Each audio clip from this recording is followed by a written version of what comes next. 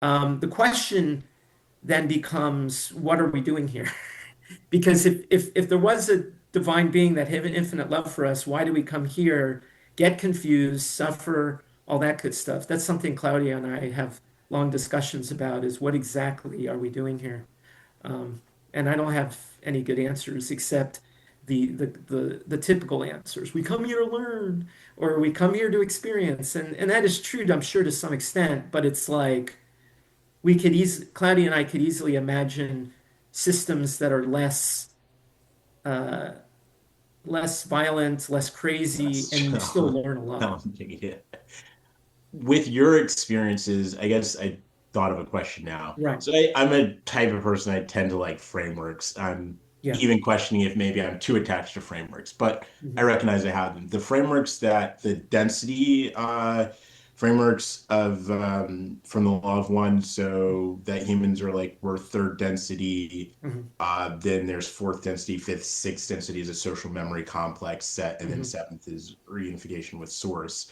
Mhm. That one I find as something that kind of resonates. Like I can categorize most belief systems of the world and religious systems to fit within that broader thing. So I guess Right. it's Right. like the broadest systems, but also from the Monroe Institute, that I had found fascinating because it's a little like it also kind of it's much more granular and mapped out like the different kind of dimensions. And I don't know if or how that aligns with the densities as explained through the law of one, and then the experiences that we have, like the out of body experiences. Yeah. So I usually relate a lot of my experiences to the focus levels, even though I myself n never took the program. I can see a parallel between, basically between focus 21 and 26 is like the astral realms. I call them the astral. Astral is a term from Theosophy, which is over 100 years old. It was with actually poorly understood origins. Apparently, it was some explorers at the beginning that came up with all the terminology, and then Madame Blavatsky taught it and whatnot. But yeah, Focus 27, I relate to like the lowest subplane of the mental plane, which is once again, mental plane is a theosophic term. Another term that they use is devaconic. Um, so I see things in terms of these subplanes, but I've talked with Claudio a lot, and to me, a lot of these planes seem to be like, I know this is going to sound crazy, but like computer servers. Like they're all planes whereby we can use our thoughts to create realities and then exist within those realities.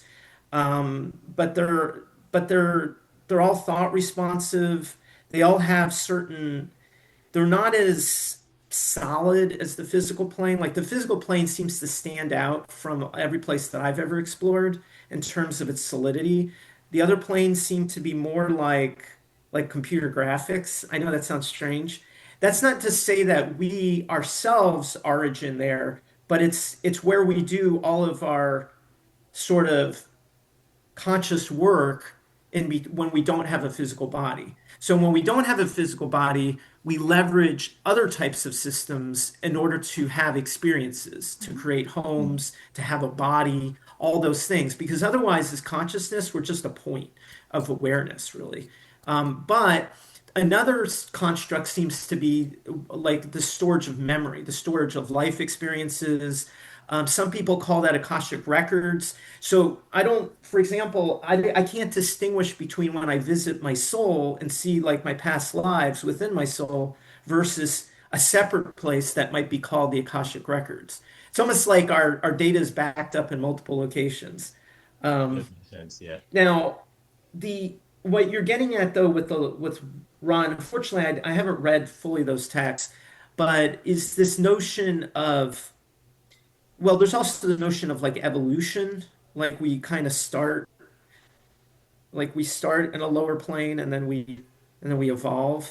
Is that what the law of one talks about? This idea that we kind of start in the physical plane and then we eventually graduate to like the fourth dimension kind of thing, or It what does are we use saying?